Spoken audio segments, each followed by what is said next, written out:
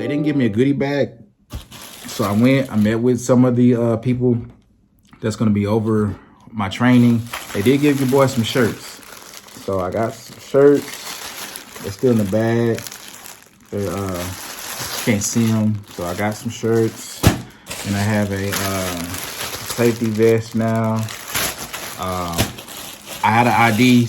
I can't show my ID because it got my name on it and all that good stuff. So the ID badge grants me access to all the Swift terminals, and they have a lot of them throughout the U.S. And yeah, man, this is surreal. Going from working on my own to, yeah, I'm working for someone, a company, but I'm really not, because I'm going to be in command and control of everything. Whoever's my dispatcher or whoever, they call and check on me to get status updates, but I determine how the truck moves, if it don't move, or whatever, if I don't think it's safe. So there's nothing wrong with trying something different, something new. I'm living proof of that. And hopefully, you know, things work out. I think they will. They work out good for me here. This first year to me is all about gaining knowledge and experience. I would love to stay at Swift for as long as I can, but of course, in the back of my mind, I want to work for myself too. So I know I wasn't ready just to go and buy a truck. I mean, I could have, but I want to learn the job and learn about it first before I just jump into it, if that makes sense.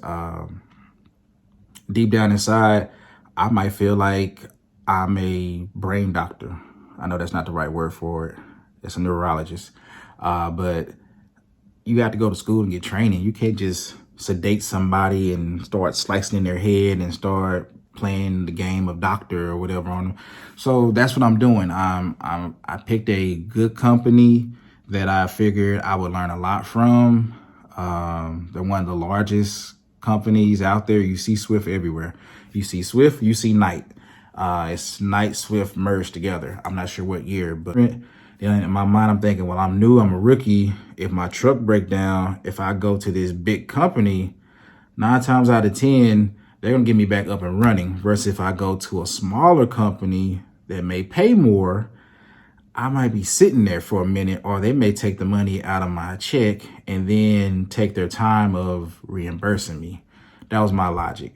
And I figured I'll be exposed to many different facets of the freight. I could do dry van, reefer, or whatever.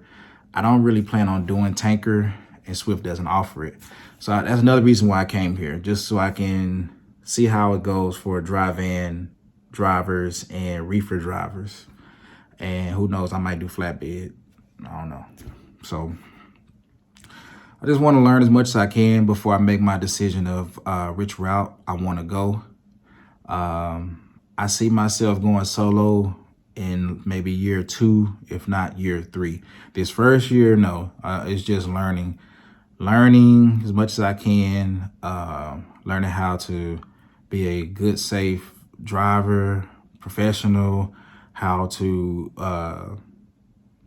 deal with different shippers, how to deal with the security personnels, how to properly run the truck. And you're probably saying, you learned that in school. No, they don't teach us about fuel. So I want to know about that. Even like windshield wiper fluid. I didn't know they have different windshield wiper fluid in the truck until now. So you have your summertime mixture, you have your wintertime mixture. I'm from Texas, so I'm used to being hot. I want to drive in the snow. I want to see how that goes. I've never been a fan of the ice. I know I won't do ice, but the snow, I want to know how to properly chain those tires and how to operate that truck in the snow. So that's the stuff that I'm looking forward to. I'm looking forward to going down inclines. I need to know how to handle it. It's one thing being told or seeing a demonstration. I need to get that feeling of that truck moving. And so stuff like that that's interesting to me. So yeah, and sky's the limit. You got a CDL, you can do pretty much anything. Now you have to have experience. You can do anything with a CDL, but to do everything, you need experience. So who's to say I might want to get away from this and just move cars? So I got my CDL, I can do that. So having a CDL is good. It's a good thing. Good feeling. It's good to know that once I do this 1 year, I can stay or I can do anything I want to do. Or everything. So yeah, I'm excited. I got invited to this program called Top Gun at Swift. So I'll go over that too. I won't keep doing all these videos in the black with the black on black. So Top Gun is, for me, it starts next week. It's a week-long process. It's supposed to make me better with doing different backing maneuvers and just overall a better driver on the road. So I'm cool. And yeah, they said with my grades that I had at school that I qualified for. So I did the application. I start Monday. It's a week-long class. I believe it starts from, I know it starts at 7:15. I'm not sure when it ends. And we'll do both simulators and we'll get inside the truck. So I'm looking forward to that. Anything to help me with becoming better at backing, I'm all for it. Because right now I got the basic, the general principle of doing it. But at school, they don't teach us the 45. They didn't teach us the 90. And I know those are two that you have to have in your arsenal in order to just deliver a load. You got to know how to do a 45. Your mentor is supposed to teach you that, and they don't teach you that at school. That's what they told us. The mentor will teach you how to do a 45. Your mentor will teach you how to do a 90. And I was like, okay, cool. It'd have been nice to learn that at school. That's really my only complaint. We should learn how to do the 45 and 90 in a truck that's not somebody else's. In the mentor's truck, you're teaching someone that may or may not have the full understanding of how to do it. And I don't want to damage this man or this lady's truck. You know, they could be an owner operator or they leasing it. They paying for this. And I would hate to jump in their truck and tear it up. I'd rather learn this in the academy truck. Them trucks were old and beat up anyway. We were like in 2015 and 2016s. They were all Freightliners, but they were old. And they had their short shares of war wounds. And, you know, that's my only complaint about the school. I loved everything about the school. The school in the whole, the instructors, the stuff we learned. I just hate we did not learn how to do a 45 and how to do a 90. We should have learned that, but they said the mentor would teach you that. So, yeah. So, stay tuned on this journey. I'm with Swift Transportation. I am going to be a company driver. Right now, I'm signed up to do dry van over the road. That may or may not change. If it does change, I'll let you know, and I'll keep you posted. I'm going to let you know how Top Gun goes. I'll ask them if I probably can't record inside, but if they let me, I'll record a little bit, because everybody's not a fan of YouTube, and a lot of people have been getting fired from all companies, including Swift. They call it distractive driving. I know for a fact not to hold the phone or the GoPro while I'm driving, but I guess some people don't. And so I'm not going to jeopardize my career or somebody else's for doing it. It would always be mounted. I have different mounts. I even have a mount for my my wrist. So so those videos will come if the mentor lets me do it. So be it, I will. If not, then like I said, I'll give you updates just like this. It'll be some type of background. I know it won't be that entertaining, but it'll be good knowledge, and I'll let you know how my day was going so far in the drive or whatever, and the environment with the mentor. Before I leave, like I said, I love the school, The hotel situation, that might be a video for itself. I won't let this video get that long, but so I didn't know until the day of that I was going to have a roommate. And believe it or not, the roommate wasn't the issue. The issue was the hotel. So I don't know if they clean once a week, once every 2 weeks, but it wasn't, I won't say it was nasty. We just do stars. But 5 stars is your top. 1 is like the bottom. I would say the hotel we were in was a 2 or a 3. So that just lets you know. So my initial roommate, he was cool. He was a young guy. He was, energetic. We had different recruiters, and his recruiter pretty much lied to him like mine. We were not provided breakfast. We were not provided lunch or dinner. We were told we were going to have all that during the week, and then on the weekend we had to fend for ourselves. At this place, they charge $8 for breakfast, and it's not the best breakfast at all. And they do not provide lunch, and they do not provide dinner.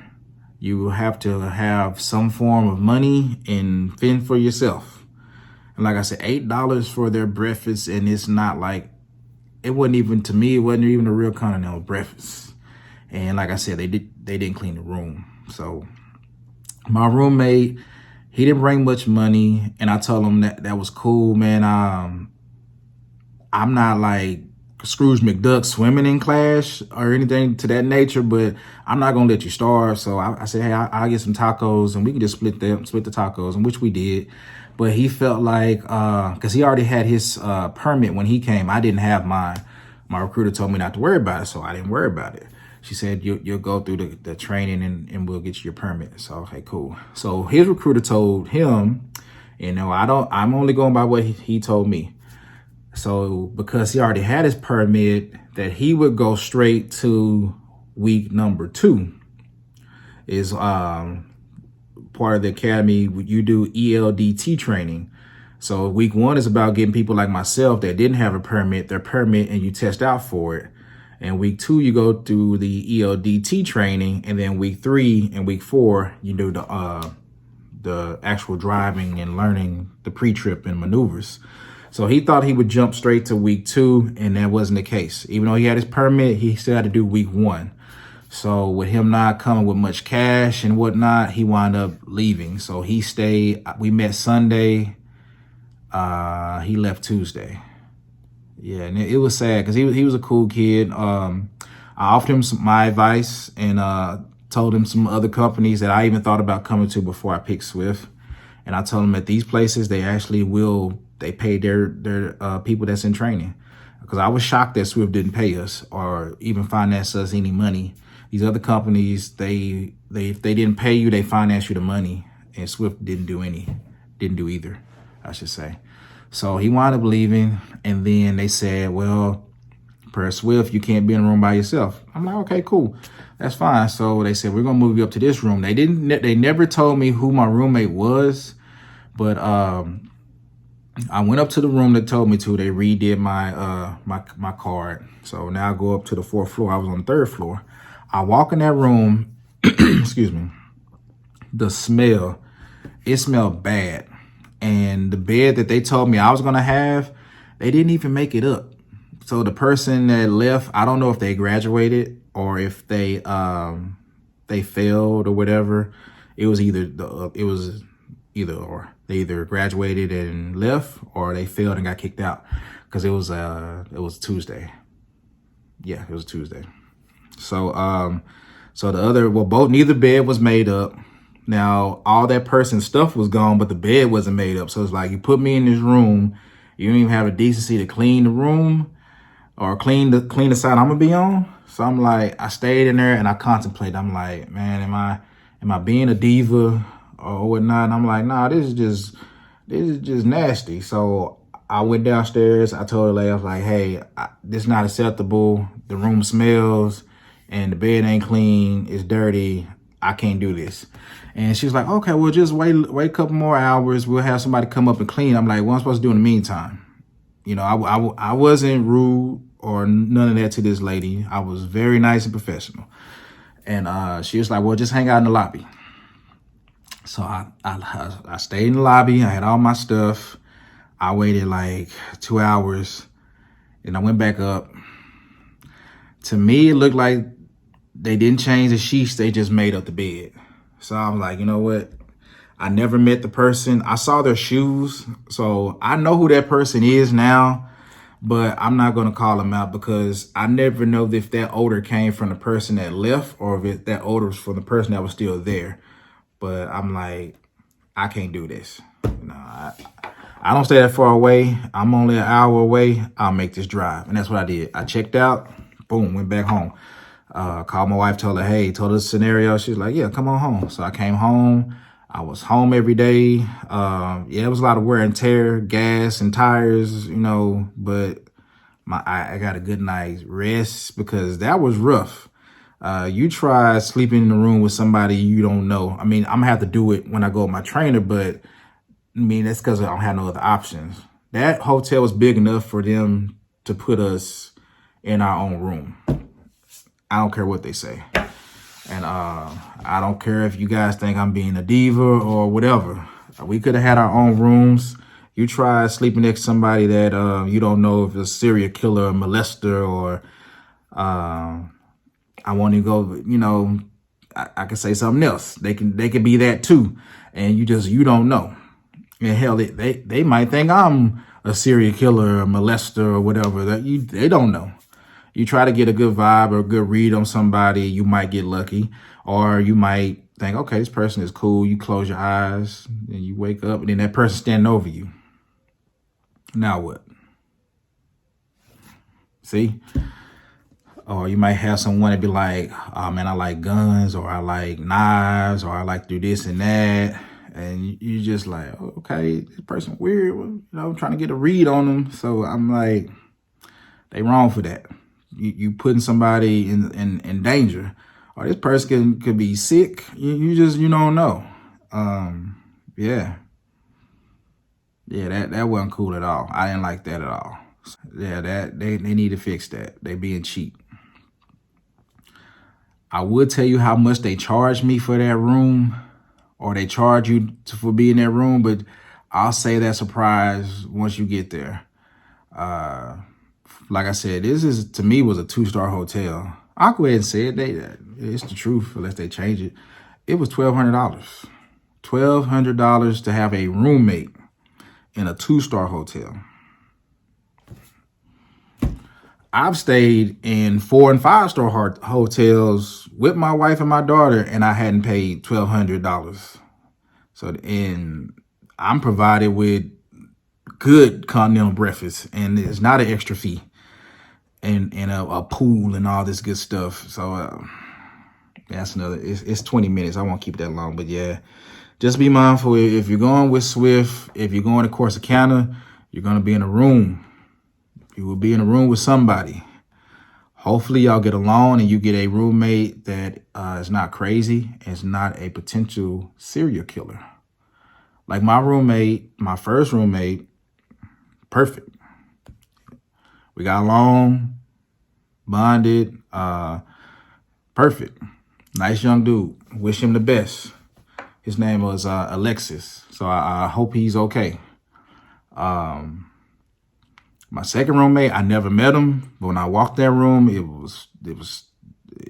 smelled bad. It smelled bad, and it was stuff all on the floor. The restroom was nasty.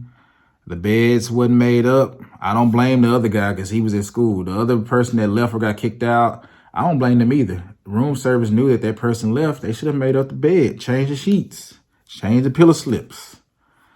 I left.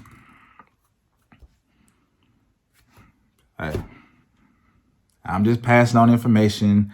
Hopefully they don't get mad about me passing the information. And then I couldn't stay. Well, sorry that this video was long, but I had to get it out because I said on my previous video, I will tell you what happened with the roommate scenario. And I just had to add that in there. I'll keep you guys updated on my journey. Until then, peace.